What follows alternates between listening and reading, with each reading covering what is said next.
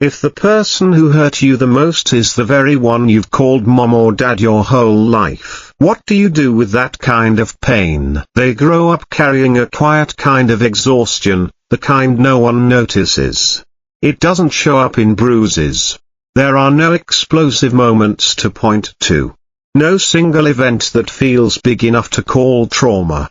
But deep within, there's a heaviness, like walking through life with an invisible wound that never quite heals. Because the pain didn't arrive as one loud incident.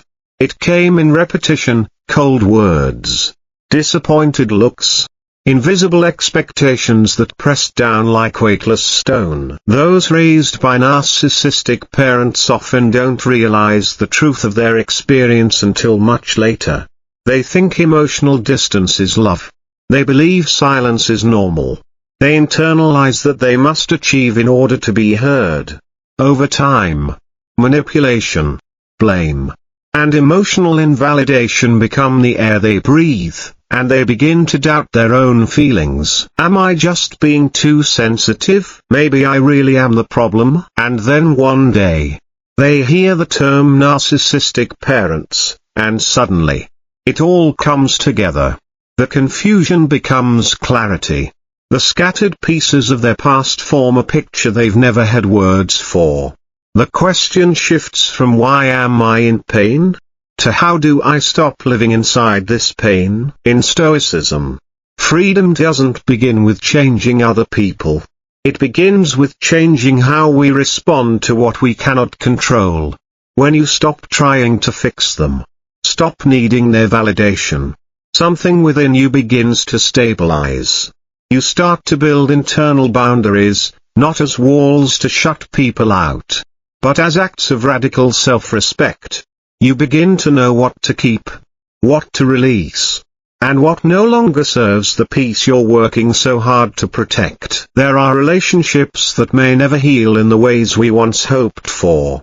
But that doesn't mean they can't be managed in ways that protect your soul.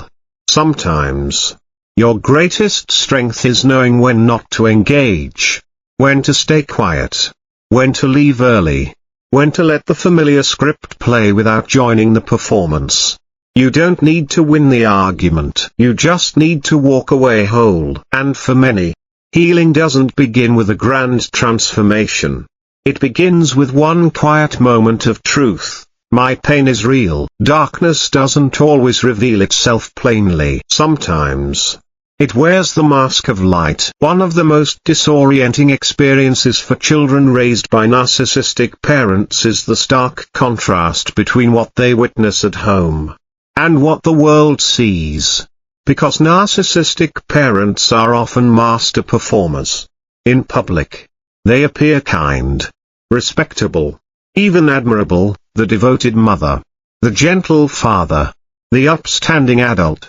They're courteous, articulate, thoughtful to outsiders, down to the smallest detail. But once the door closes, the warmth vanishes, empathy disappears, patience is gone, listening becomes control, affection turns to coldness, cold enough to numb. And that contrast leaves the child deeply confused. When they try to speak their truth, they're met with disbelief. But your parents are so nice. Your mom is an angel, everyone loves her. So the child begins to question their own reality. If everyone says your parents are good, then maybe the fault lies with you. Maybe your feelings are wrong. This is one of the most insidious forms of emotional manipulation, the slow, persistent distortion of truth that makes victims doubt themselves. When the ones who hurt you are praised by the world, the pain becomes isolating. And the isolation becomes paralyzing. Because when no one believes you, asking for help feels impossible. And so you go quiet. You stop trusting your own instincts. You learn to live in a reality that seems fine on the surface, but feels deeply wrong beneath it. Stoic philosophy does not ask you to ignore pain. It calls you to see it clearly, without romanticizing it, and without denying it. And then, to act wisely within the limits of what you can control. For those who have lived in the shadow of narcissistic parents, the journey is about relearning how to trust your own perception. Because if something hurts, truly hurts, it deserves to be acknowledged, even if no one else sees it. And when others cannot see your pain, it becomes more important than ever that you see it, and protect yourself. Because in a world where emotions are dismissed and truth is often twisted, boundaries are not a luxury, they are a form of survival. For those raised under the emotional control of narcissistic parents, inner boundaries are more than just limits.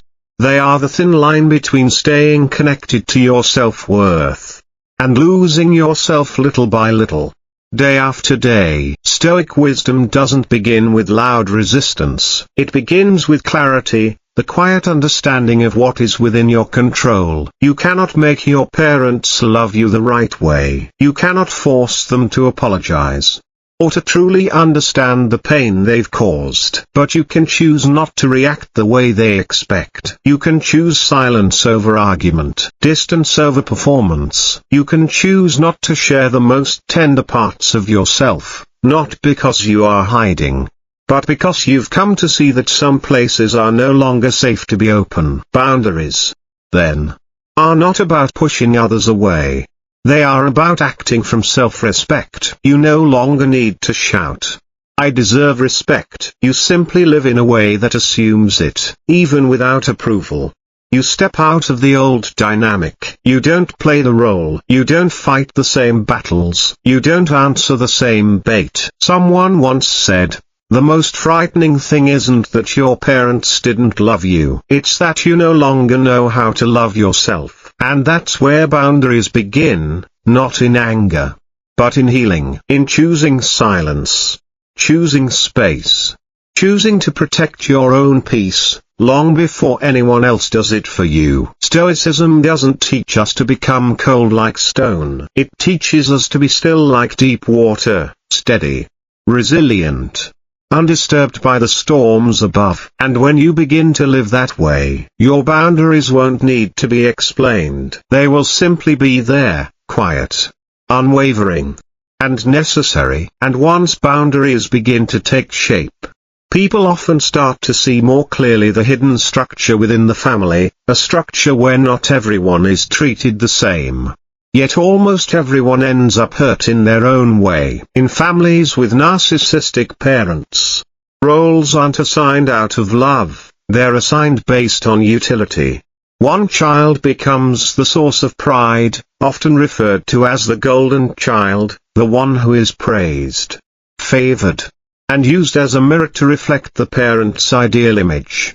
Meanwhile, another child becomes the scapegoat, the one blamed for everything, criticized constantly, labeled as the problem. At first glance, the golden child might seem lucky, but in truth, they're placed on a fragile pedestal, one that can collapse at any moment. The narcissist's affection isn't grounded in understanding, but in expectation. The moment the golden child stops performing the role, praise quickly turns into disappointment, and the fear of falling from grace follows them like a shadow, quiet but relentless. The scapegoated child, on the other hand, doesn't just receive blame. They also carry a deep distortion of self-worth, the belief that they are a burden, a mistake, someone inherently not good enough.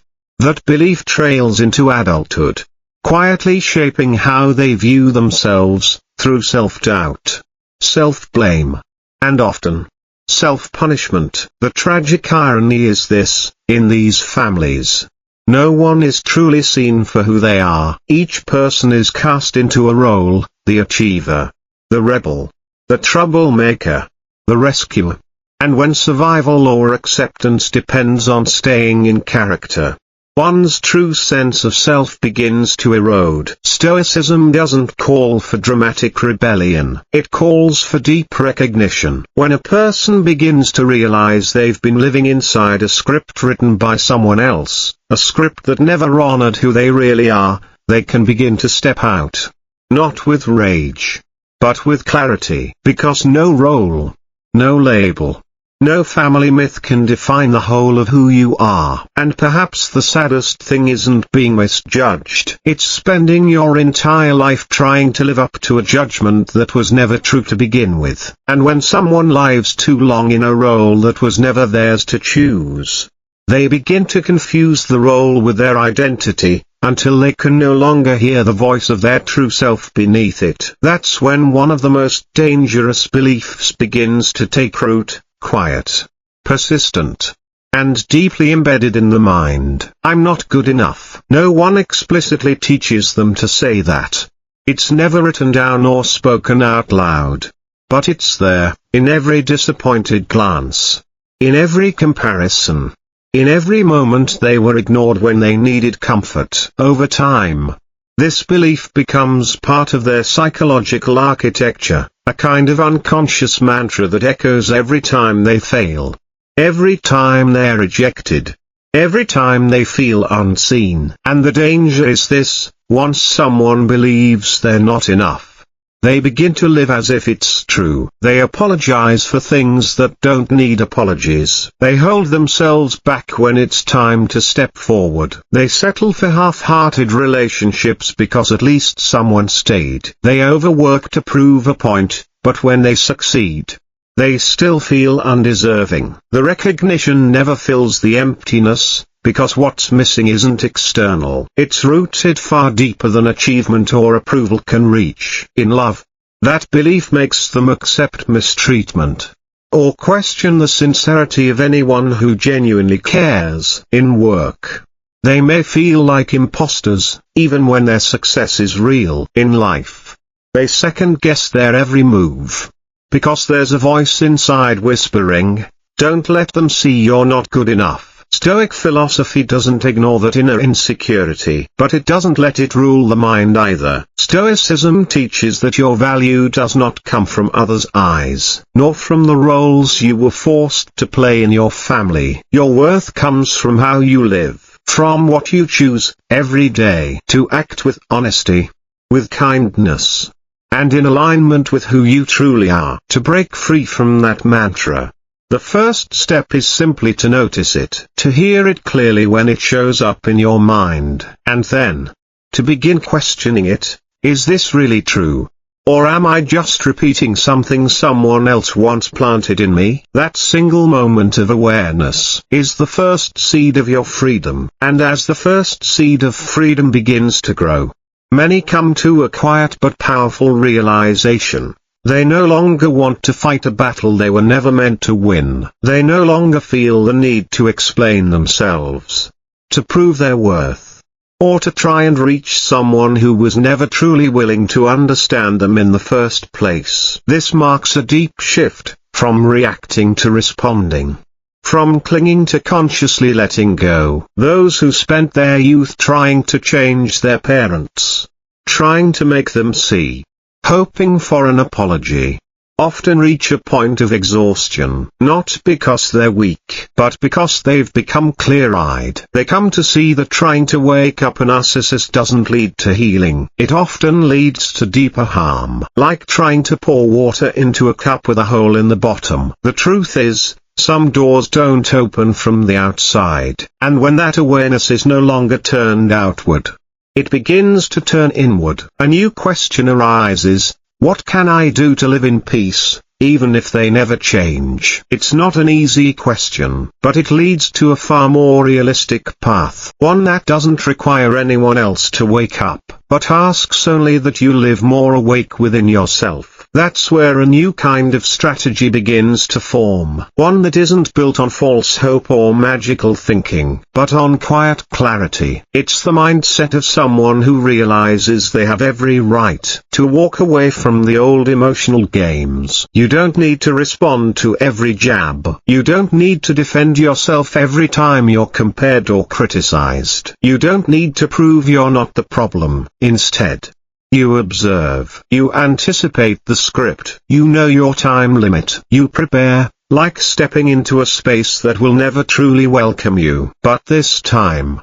You're ready because you now know how to protect the peace inside you from being taken. Stoicism doesn't ask us to run away. It reminds us that our reactions are a choice. And freedom begins when you no longer let others choose your response for you. Not because you no longer care, but because you've finally learned how to care in a more grown-up way, without harming others, and without abandoning yourself ever again. And once the expectation for understanding fades, a person begins to behave differently, not out of impulse anymore, but through calm, deliberate preparation. Like walking into a high-pressure interview, where every glance, every question, might land exactly where it hurts the most. Meeting a narcissistic parent isn't an emotional reunion. It's a test of mental endurance. And you can't walk into that room with your heart wide open and your hands empty. You need to carry an invisible armor, a kind of quiet strength that's been forged through years of observation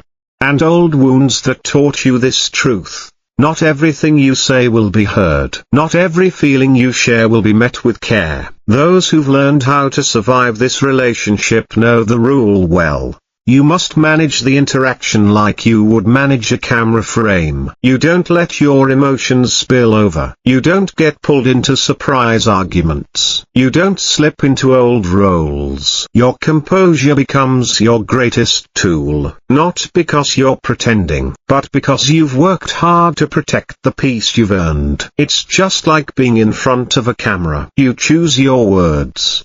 You manage your expressions. And you know when to stop, not because you're hiding, but because you realize that this space, this room, is not a safe place to reveal everything. Narcissistic parents are always scanning for cracks, the smallest opening in your emotions, to step in, to twist, to retell the story in their favor. If you don't set the frame, they'll rewrite the script. Some choose to set time limits. I'll leave after an hour. Others set topic boundaries.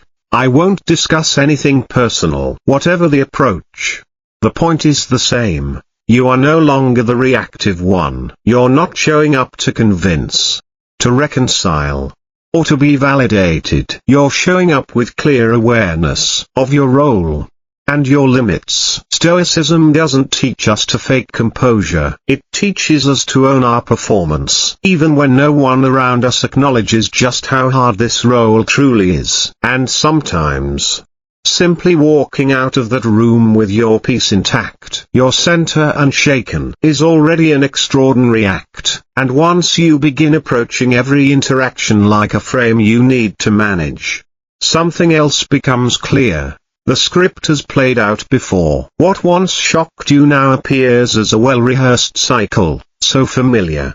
It's almost predictable. Narcissistic parents rarely change their behavior, they just change the circumstances. But their methods of manipulation, their need for control, and the way they maintain power in relationships tend to follow a highly consistent pattern. They'll praise you to win favor, then quickly shift to criticism if you fall short of their expectations. They'll ignore your pain, but erupt in anger the moment they feel disrespected. They'll deny the past, rewrite the narrative, and regularly leave you questioning your own memory, or your emotions. This isn't random, it's a control mechanism, refined over years. And once you see it clearly, you shift into a new mental state. You're no longer surprised. You begin to recognize the same lines, just delivered with different tones. You stop thinking, what can I do to change them? Instead, you observe, and you remember. The Stoics had a name for this, premeditatio malorum, the mental rehearsal of adversity. When you know what's likely to happen, it no longer catches you off guard. And once it stops surprising you, it also stops controlling you. Seeing the pattern won't make the pain disappear, but it gives you something far more powerful: choice. You can enter the conversation without hoping to be understood. You can leave halfway through without guilt. You can redirect, pause, or say nothing, not out of helplessness, but because you already know how the next scene will play out. And in recognizing the pattern, you slowly begin to step outside it, not with anger or rebellion, but with a clearer, calmer inner life. Because once you know the game, you're no longer obligated to play by its rules, and once you're no longer forced to play by the old rules, what comes next, and perhaps the hardest part of all, is acceptance. Not the kind that comes from resignation, but a clear-eyed acceptance, shaped by truth, by the fullness of your experience, and by the conscious decision to no longer let it consume you. Stoicism never teaches surrender. On the contrary, it teaches the courage to live with reality as it is, and still preserve your dignity. It means accepting that your parents may never change, that there may never be an apology, no late-night phone call, no redemptive moment like the ones you've imagined in movies. But instead of continuing to resent them for being imperfect, you begin to focus on what remains within your control, yourself. You can choose to build an inner life, where your peace is no longer tied to someone else's behavior. You can create new relationships, ones where you're seen and understood, not because you fit a mold, but simply because you exist. And you can learn to love yourself, not as a rebellion, but as a quiet return to who you've always been, gentle,